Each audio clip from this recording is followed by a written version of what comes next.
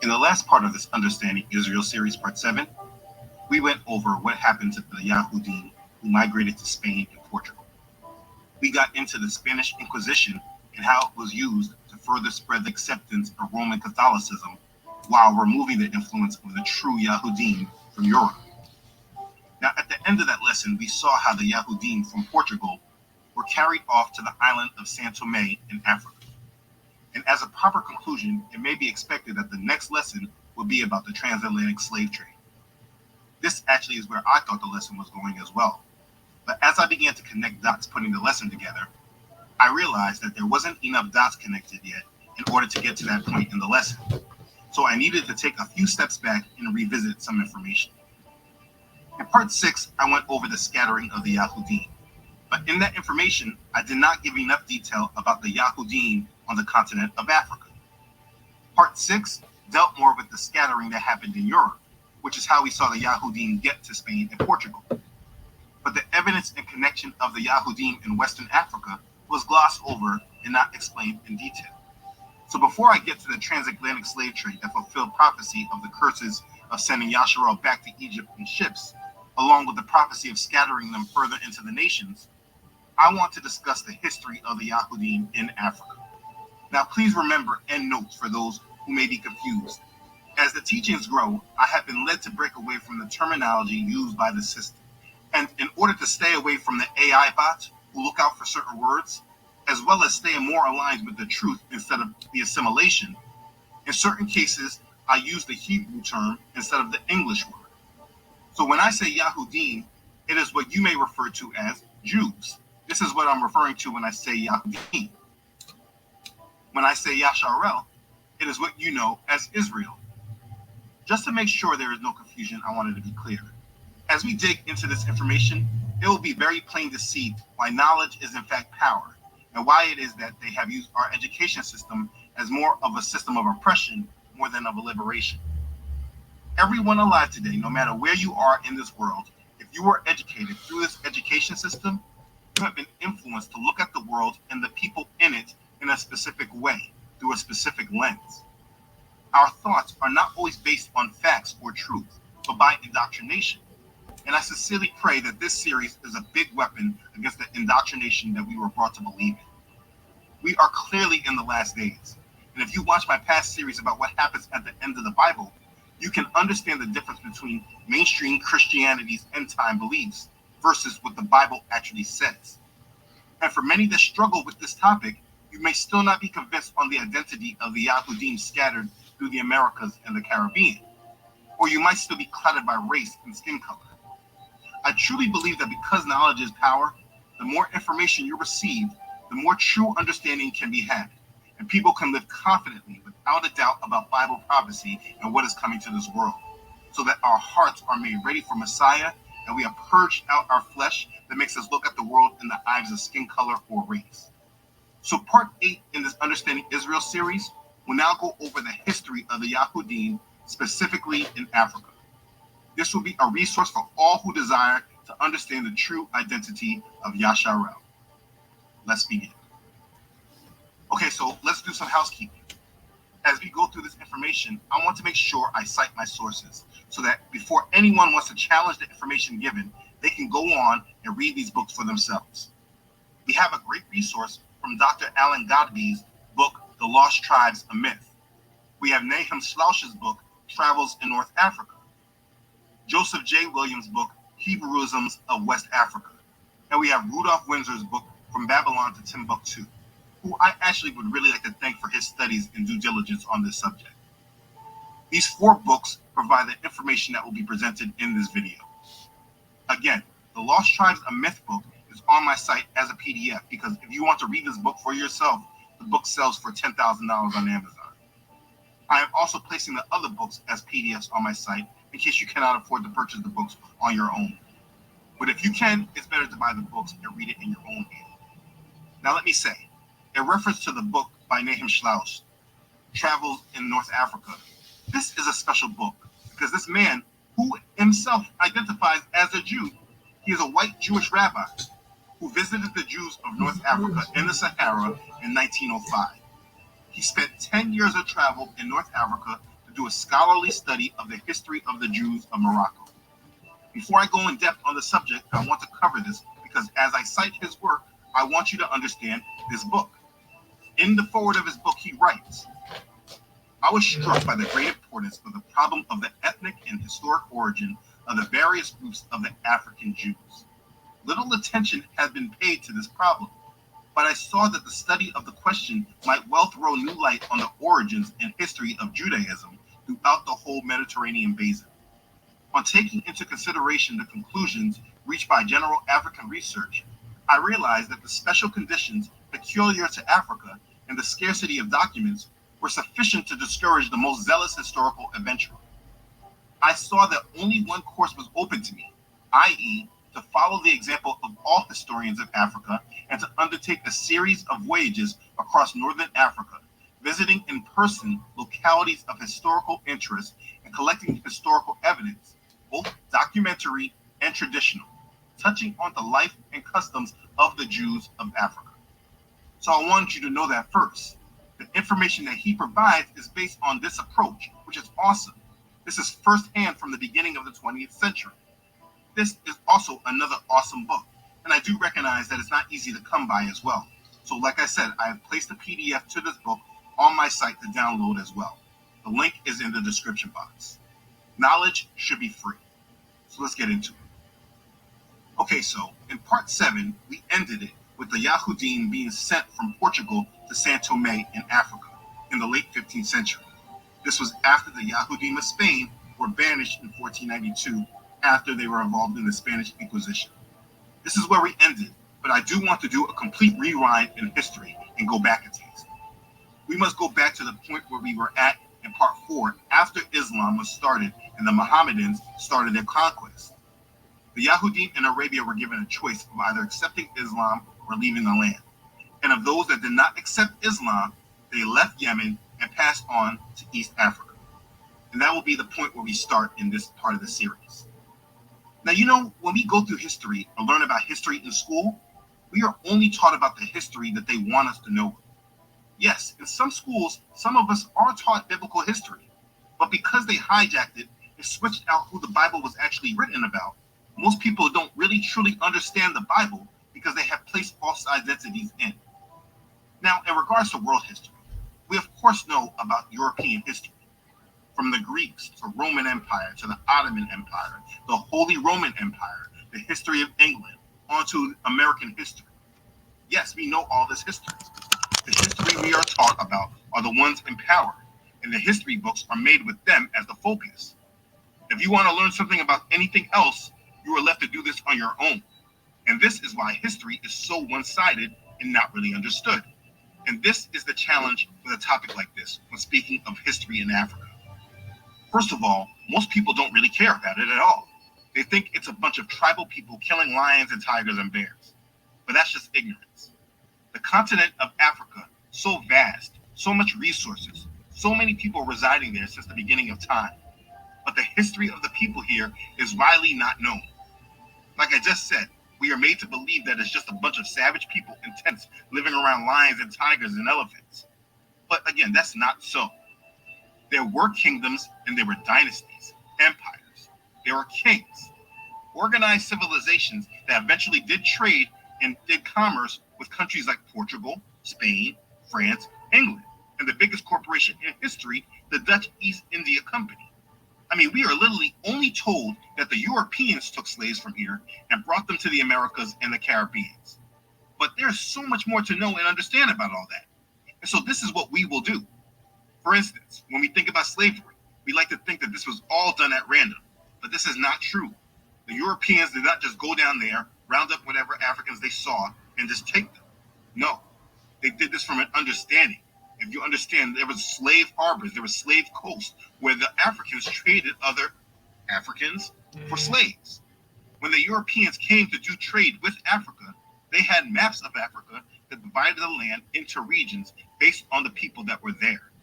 It should not be a surprise that the people taken in the transatlantic slave trade came from Negro land. Yes, this was a place, which is why the people in America are called Negroes. But I don't want to get ahead of myself here. Let's slow down and go back in time. Between the 2nd and 3rd centuries, the Yahudim of Arabia continued migrating across the Red Sea to Ethiopia. The largest exodus of the Yahudim occurred during their persecution by the Arabs led by Muhammad. We went over that information if you remember in part 4. Now be clear, this is not the same group that I spoke about in part 6 and 7 of this series. In those parts of the series, the Yahudim that we spoke about being scattered were in Europe.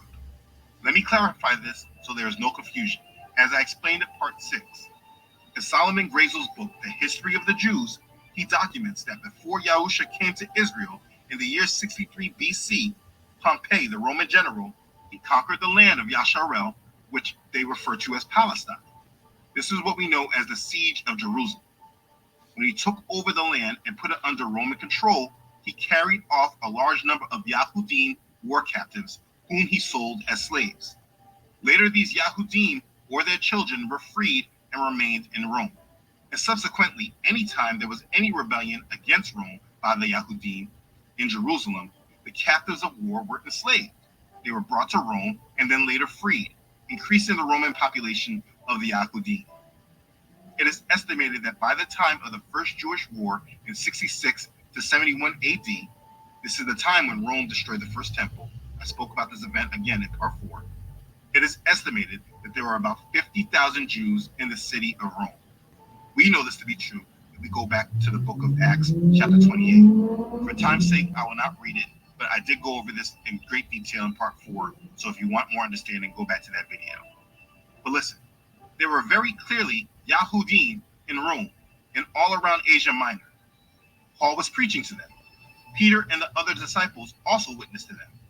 But according to Acts chapter 28, some were persuaded by Paul and others disbelieved. And these are those who later continued to scatter into Europe, as I explained in part 6 and 7. It was from these Yahudim that made it to Spain and Portugal, and later on made it right back to the same place that their kin was in Africa. I hope that clears this up. What I am speaking about right now are the Yahudim that fled Jerusalem after the temple was destroyed, the ones who fled south away from Rome.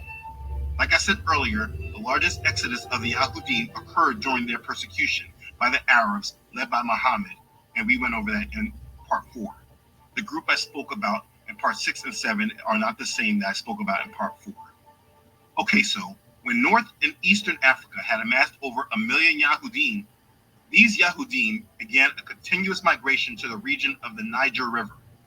According to Mr. Schlautz on page 104 of his book, he says, the tradition of the Jewish traders in the Sahara stretches back to biblical times.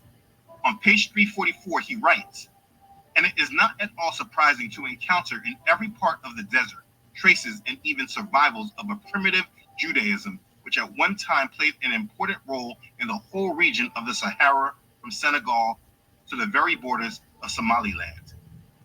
He was very clearly explaining that in his travel during the early 20th century, he was still able to see and encounter evidence of the Yahudim in Africa, in this whole region here, during his travels.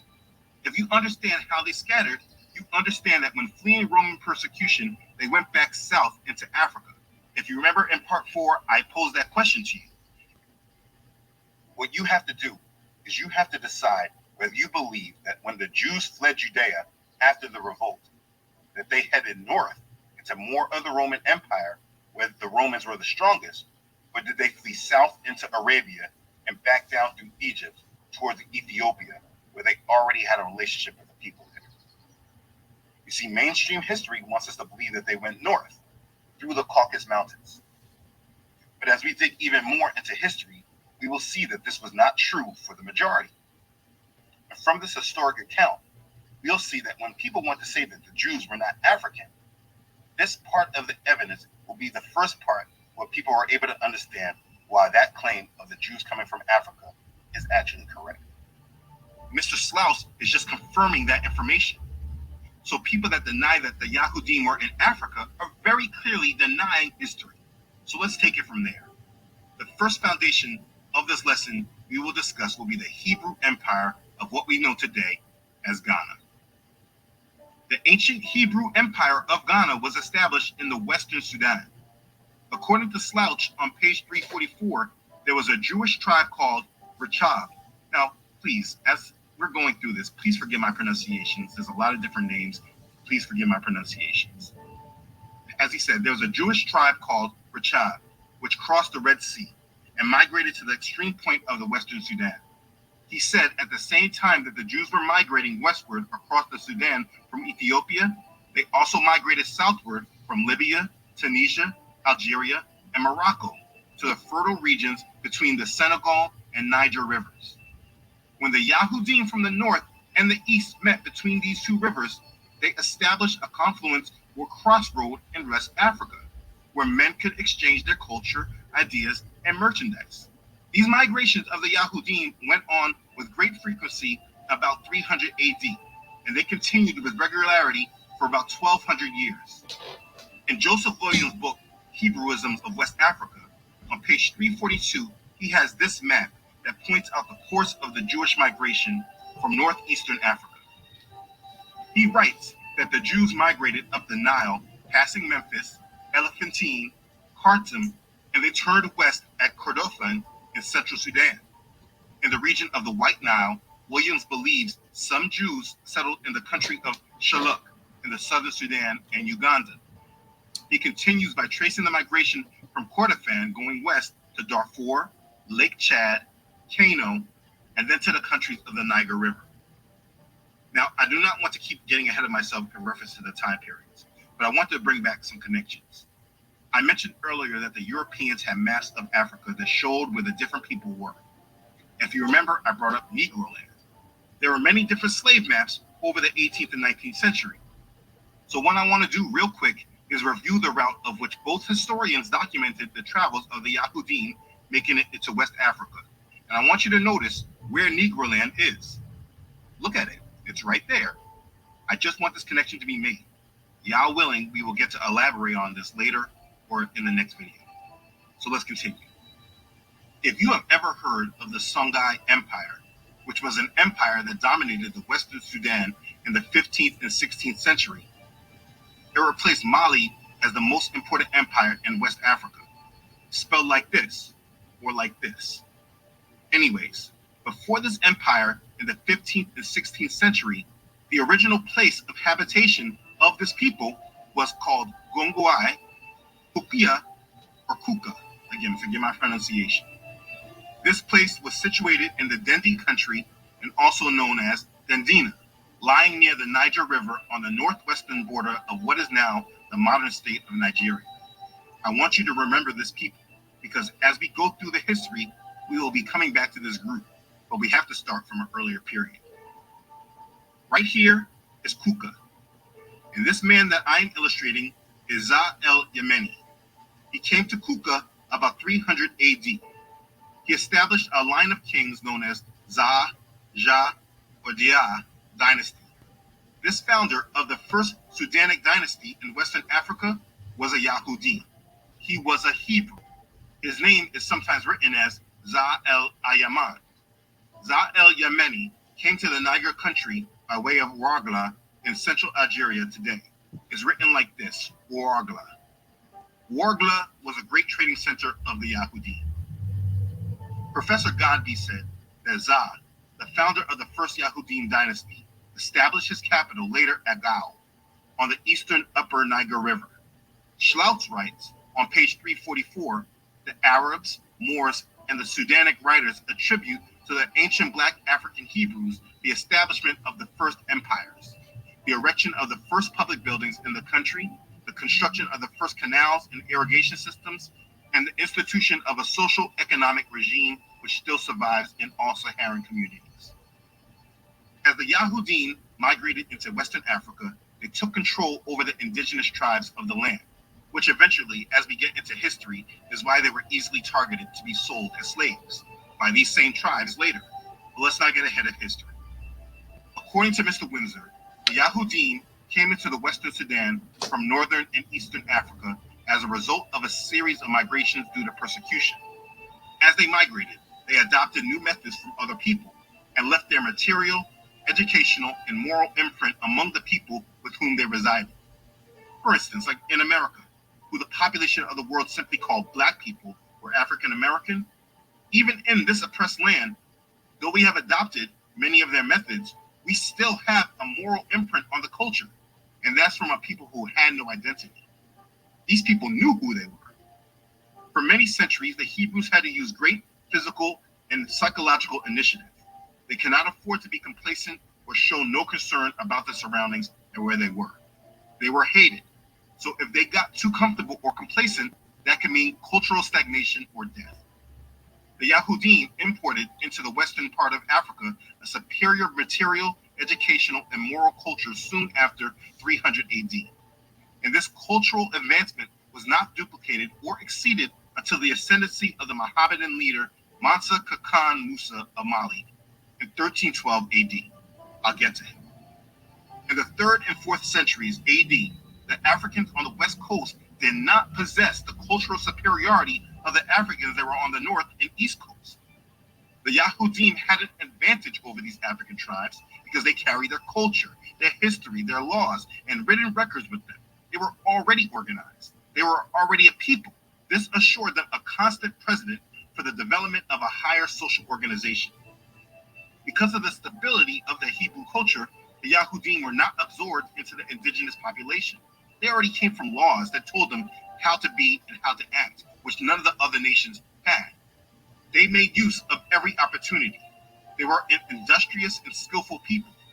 From the Yahudim, Ghanaian states were found kings, princes, governors, generals, secretaries, treasurers, revenue agents, judges, architects, engineers, doctors, historians.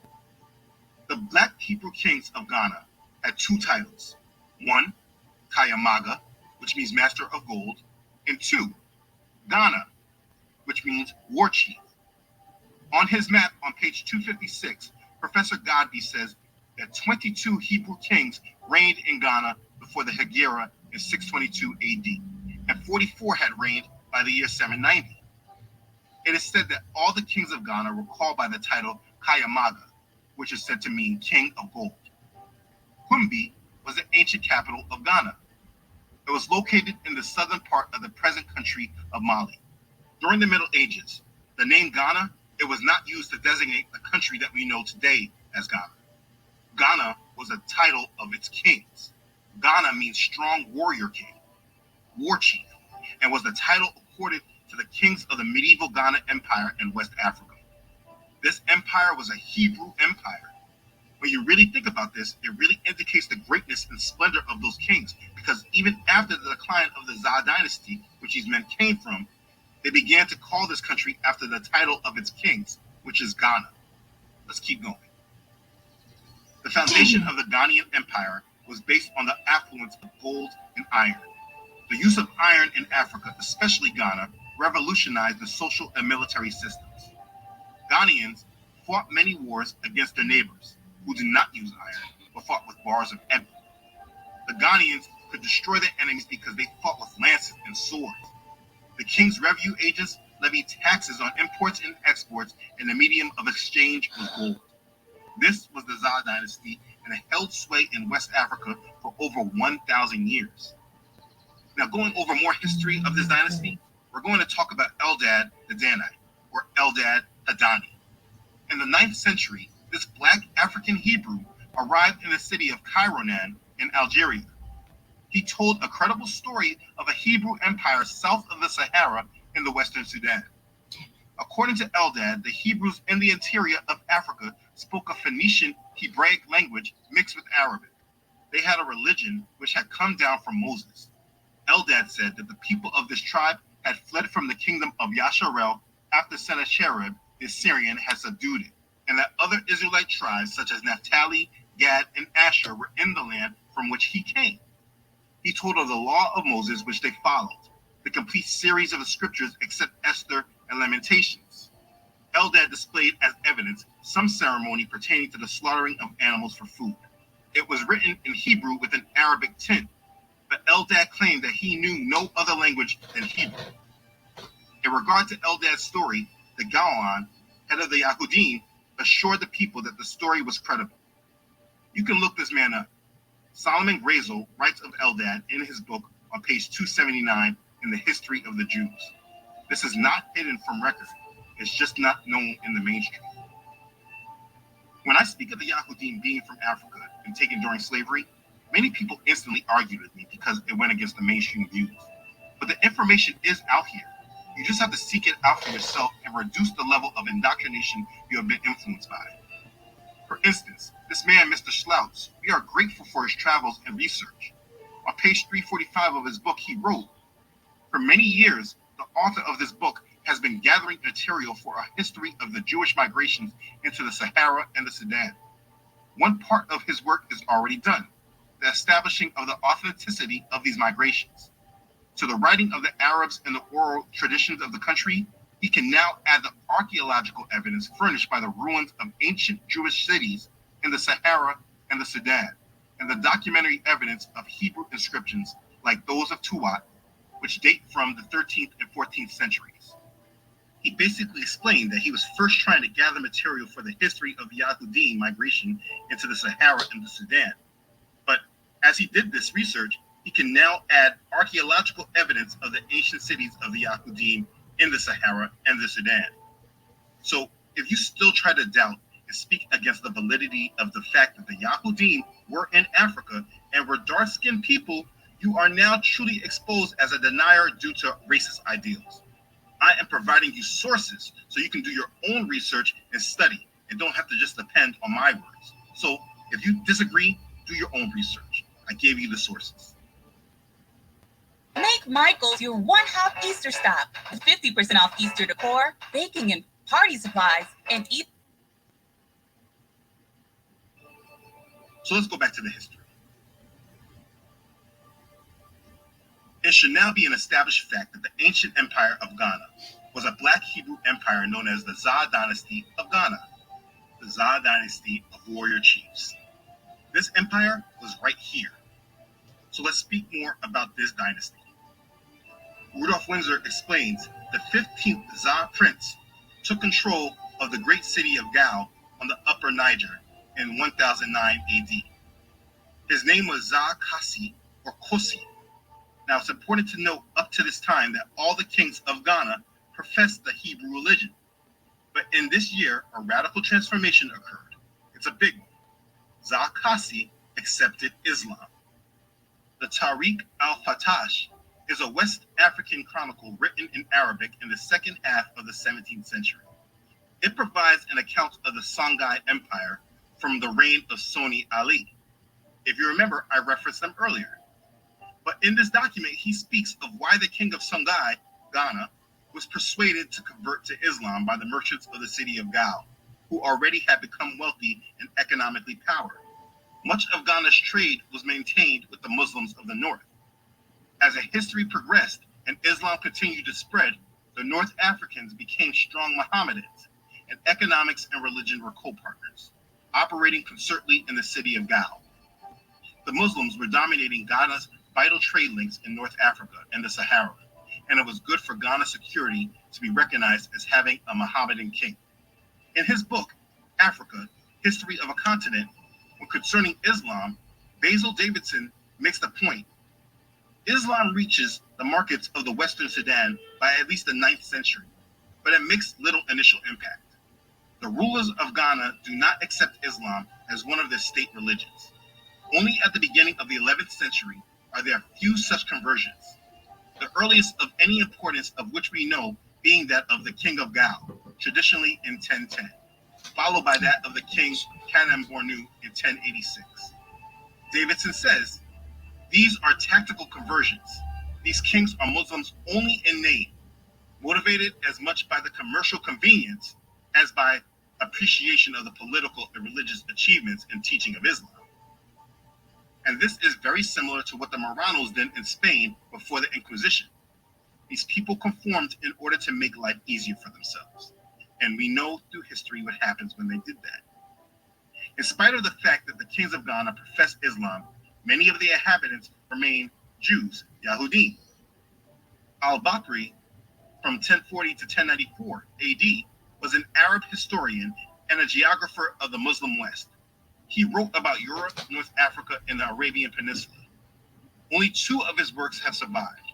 His most important work is his Kitab al-Masalik wal al-Mamalik, Book of Highways and of Kingdoms, and If I butchered that, please forgive me. This was composed in 1068 AD, based on literature and the reports of merchants and travelers, including Muhammad Yusuf al-Rawrad, 904 to 973 AD, and Abraham ben Jacob. It is one of the most important sources for the history of West Africa and gives crucial information on the Ghana Empire, the Almoravid dynasty, and the trans-Saharan trade. The king of Ghana in his day was Tenkamenen, who came to throne 1062 AD.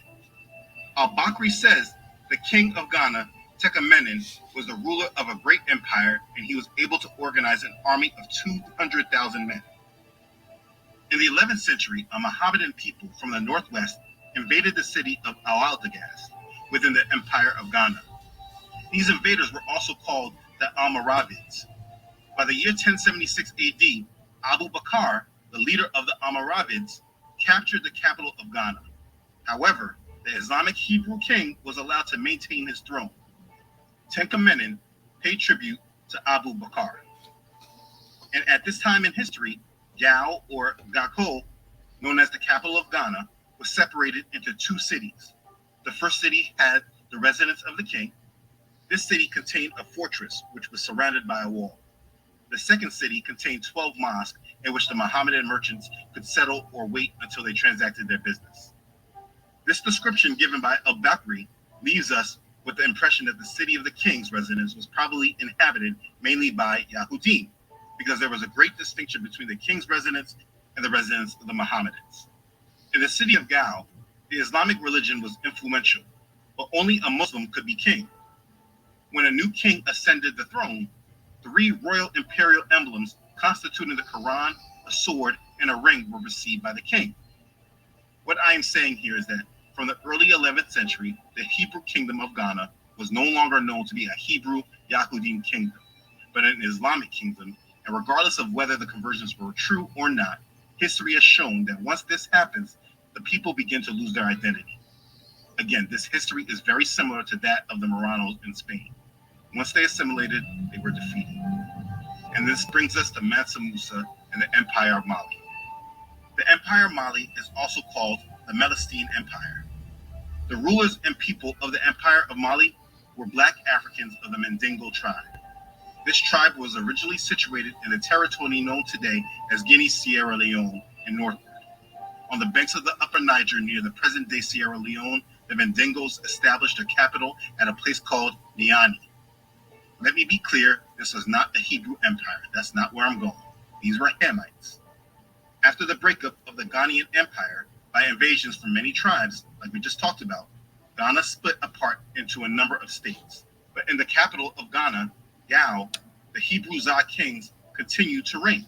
During this time, many people who were subject in service to Ghana proclaimed their independence from them after the chaos set in. The most celebrated and known of these people were the Mandingos, who established the nucleus of a new empire about the middle of the 13th century, 1240 AD. The Mandingos were a successful agricultural people. They were blessed with the ability of rivers, which they used for irrigation. They grew rice and other staples, which contributed to a rapidly growing population. So let's talk about them real quick. The king of Mali, who was rendered credit for the establishment and organization of an imperial system in Mali, was Sundiata. Sundiata knew that power was contingent on wealth. Most of the wealth was in trade, and most of the trade was in the hands of Muslims. Consequently, he converted to Islam. Almost 100 years after the death of Sundiata, a powerful king emerged in Mali. His name was Mansa Musa. During his lifetime, 1312 to 1337, his accomplishments transcended his predecessors. His empire extended from east to west, beginning at the Atlantic Ocean to northern modern Nigeria, and from north to south, reaching almost from central Mauritania and extending to the borders of modern Guinea and the Ivory Coast.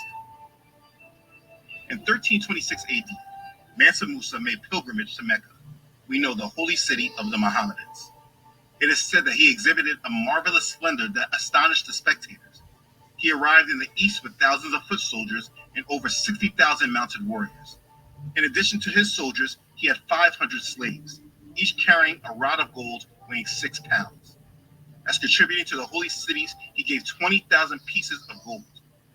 Mansa Musa is not only remembered for his pilgrimage, trade, and military accomplishments, but also for his public constructions. The king of Mali built a palace and several mosques in the celebrated city of Timbuktu. He was known as a champion of Islamic religion and learning. You see, for me, I have always heard stories about the power and wealth of Mansa Musa. But as I review this history, he has nothing to do with my family tree or history. And that's why I bring him up in this history. Though he was a very powerful, wealthy king, he has nothing to do with the Hebrews. And just because he was a black king that the establishment likes to allow us to know of, it does not mean that he has anything to do with the history of the Hebrews besides conquering them. They only let us celebrate those who have conquered us. When Mansa Musa was on his pilgrimage, his general of Mali took control of Gao, again the capital of Ghana. Then Mansa Musa returned from Arabia by way of Gao and accepted the surrender of the king of Ghana and his nobles. Among these prisoners were Ali Kulon, and his brothers Salmarnan, the sons of Za Yasebi. These Hebrew princes were appointed as pages at the court of Mali about 1335 AD. It was not too long before the princes of the Za dynasty escaped from the court and army of Mali. They then organized an army and fought the king of Mali. Ali Kulon entertained profound hatred against the Mali conquerors because they had subjugated his people. In the latter parts of the 14th century, the army of Ali Kulon, later called Soni, the liberator Ali, made attacks on Niani, the capital of Mali. Yearning for independence, Soni Ali desisted in paying tribute to Mali. Because of the exploits of Soni Ali, the Za dynasty of Gao acquired a new name or title. The dynasty after Soni Ali is called Soni or Shi dynasty. There are about 17 or 18 Islamic Hebrew kings in this dynasty, the Soni or Songhai dynasty. And this brings me back to where I first started when I brought up the Songhai Empire. If you remember much earlier on when I was explaining the Kuka, the location of which Za el-Yemeni found the Za dynasty, I said the Songhai Empire was an empire that dominated the Western Sudan in the 15th and 16th century. It replaced Mali as the most important empire in West Africa. This empire was a Hebrew empire of the Yahudim that had history from the 4th century to now where we are at in this history to the 15th and 16th century. The Songhai were Hebrews, and I went through all that history to make that all make sense and bring it all together. Let's bring it back full circle. As we see this map of the late Songhai Empire, please also refer back to the map of Negroland, where the Negroes who were taken as slaves in the transatlantic slave trade come from. Notice the area on both maps are the same. This is more proof through history that the Negroes taken in the transatlantic slave trade descend from the Hebrews. In the year 1464, the 16th Za prince, Soni Ali, took the leadership of Gao and began to build a new empire. Soni Ali attacked many of the neighboring tribes, including the city of Timbuktu, and brought them under his dominance. In almost every way, Songhai was a greater empire than Mali. Soni Ali systemized various schemes of organization and administration unknown by his predecessors. He appointed governors over his territories and organized a standing professional army consisting of echelon, including a navy on the Niger. The Songhai Empire seems to have begun with Soni Ali I. This was the time of the decline of the Empire of Mali in the year 1350 AD. And the fall of the Za Soni dynasty happened at the time of the rise of the Askean dynasty. According to Professor Godby, the Za Soni dynasty of the Black Hebrew kings was terminated about the year 1492 AD. And there's that year again. We're going to stop at this point of time in history because there's much more to discuss, and I do not want to overwhelm you with all this information. Though in a video like this, I'm sure I probably already did. But let me just restate this and make sure it's above and beyond clear.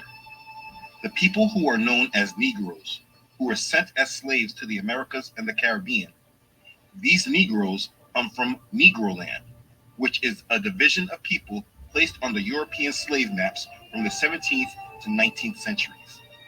This land of Negroland consisted of the people who come from the Songhai dynasty. This was a people of Hebrew heritage who started from Soni Ali, the king, who was, of course, of Hebrew descent.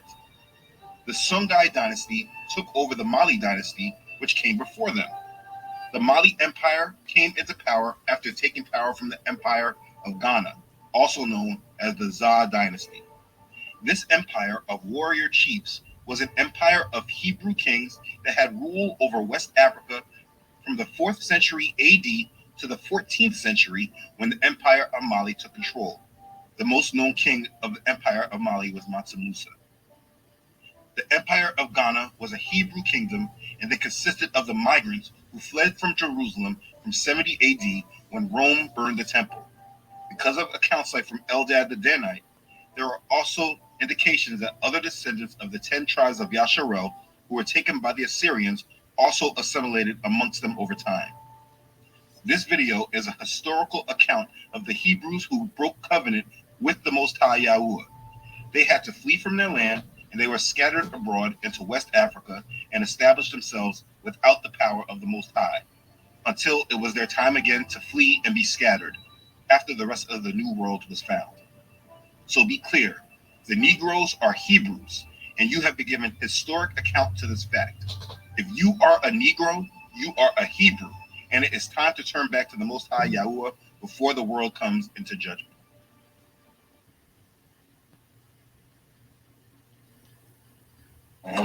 Now, this isn't scientific, but I did a poll around New York, and what people believed about the Constitution. The point of this is providing historic understanding of things that our mainstream education system does not provide. If you understand the history of the Hebrews, because of the curses, they can never settle and they are always hated. Anytime they get complacent, they get conquered and are forced to move. This is an overall pattern to their history, and it is biblical, and it confirms scripture. Anytime anyone wants to understand why I believe in the Bible so much, I can say from an actual historic understanding that the true history of the world validates the scriptures, and the lies that are told and the cover-ups and the hijackings that have been done in order to make me not believe in the scripture, it also validates the scriptures. Judah has gone into captivity, under affliction and hard servitude.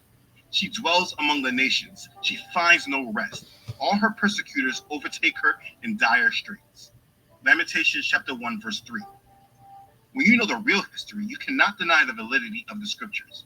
So this is absolutely one reason why Satan has hidden the understanding of history and who actually fits in these roles of biblical understanding. Because if you can be caught in confusion, you can be steered by him and not by Yah. In this Understanding Israel series, we have gone through this history in order for you, the viewer, to have a concrete understanding of who Yasharel is and understand how this all correlates with end times Bible prophecy. Yah chose this people of Yasharel as his people, and he desired to guide them and raise them up as priests and a holy nation. But they were disobedient to him and followed after other gods until they were cursed. We are now in the age of grace, where all nations can be grafted into Yasharel and be accepted by Yah because of our Messiah, Yahusha. And we have gone through a great deal of spiritual blindness in this world in order for Bible prophecy to be fulfilled. But the time of blindness is no more, and Yah is drawing us back to him and providing us with understanding and truth. It is up to each of us to seek him with our hearts right in him and abiding in his word, while rejecting the lies and the provoking of our flesh. This world is changing, and things are about to get a lot worse. The goal of this ministry is to empower people with the truth so that you can walk in these last days with power from the conviction of the truth. This is not a racial topic. This is a topic about the history of a people that were chosen by Yah to be holders of a covenant, and in the last days, he promised to restore them. This is spoken of multiple times by the prophets, but I will make sure that I repeat it in this video. For time's sake, I will read it from Isaiah chapter 43, verses 1 through 6. But now, thus says Yahuwah, who created you, O Jacob, and he who formed you, O Yasharel. Fear not, for I have redeemed you. I have called you by your name. You are mine. When you pass through the waters, I will be with you. And through the rivers, they shall not overflow you. When you walk through the fire, you shall not be burned, nor shall the flame scorch you. For I am Yahuwah your Elohim, the Holy One of Yasharel, your Savior. I gave Egypt for your ransom, Ethiopia and Seba in your place. Since you are precious in my sight, you have been honored, and I have loved you. Therefore, I will give men for you, and people for your life. Fear not, for I am with you. I will bring your descendants from the east and gather you from the west. I will say to the north, give them up, and to the south, do not keep them back. Bring my sons from afar and my daughters from the ends of the earth. Hallelujah. I have gone through this history to academically show you more evidence of the scattering, and it is quite different than what the mainstream has tried to convince us of. We must live in the truth, and it is important that these things become exposed now because the lie is becoming stronger and people are being more attached to the strong delusion. As it is prophesied, the coming of the lawless one is according to the working of Satan, with all power, signs, and lying wonders, and with all unrighteous deception among those who perish, because they did not receive the love of the truth that they might be saved. And for this reason, Elohim will send them strong delusion, that they should believe the lie, that they all may be condemned who do not believe the truth, but have pleasure in unrighteousness. 2 Thessalonians chapter 2, verses 9 through 12. Listen, the world, they can believe whatever they want. We can see where all these lies are leading us to. It's leading right to the forming of a one-world religion, leading to the rebuilding of a temple for all faiths, and leading to the coming of the lawless one who we know as the Antichrist. It is up for each of us to live in the truth and stay out of the strong delusion. For many, if you just applied Yah's word and reviewed who the curses of Deuteronomy chapter 28 best apply to, then this amount of history would not be needed, because you are applying the word along with the sermon. Based on the curses that he has said, they shall be upon you for a sign and a wonder, and on your descendants forever. That's Deuteronomy chapter 28, verse 46. Based on these curses that he said would be a sign, looking for this sign and wonder would be easy to apply if we just looked at history, ongoing history to this day. You know we've been fighting 400 and still fighting to this day. To this day. To this day. There's so many different curses. And so for anyone looking for this sign and wonder, this should be easy to apply. But for others who are not so sure, they might need more. This information is being provided for you to be assured, and sources are clearly documented, so please read these books for yourself if you want to challenge. But at the end of the day, you have been provided the history in order for truth to set you free and help you be assured of the side you are on and what you need to avoid as these events begin to transpire. At the end of the day, be assured, if you believe in Yahusha and live your life in accordance with him, then you will be blessed and you will overcome. So keep your trust in Yah and keep your faith in Yahusha, and be a set-apart one who is ready for Yah's kingdom. Because please understand, our redemption and the fulfillment of our promises are right ahead. Be ready for them and be blessed. Hallelujah. Praise Yah. Okay, thanks again for watching. If this has blessed you, please make sure to like it and share it with others. If you haven't done so already, please make sure you subscribe to this channel. Yah willing, I upload every. Okay, family. I hope you enjoyed this, regardless of the 2 interruption on the ads, because I've done 43 videos and I have never had any issue with interruption with ads. So I don't know what YouTube is doing. But anyway, I hope you enjoy, and shalom, and have a blessed evening.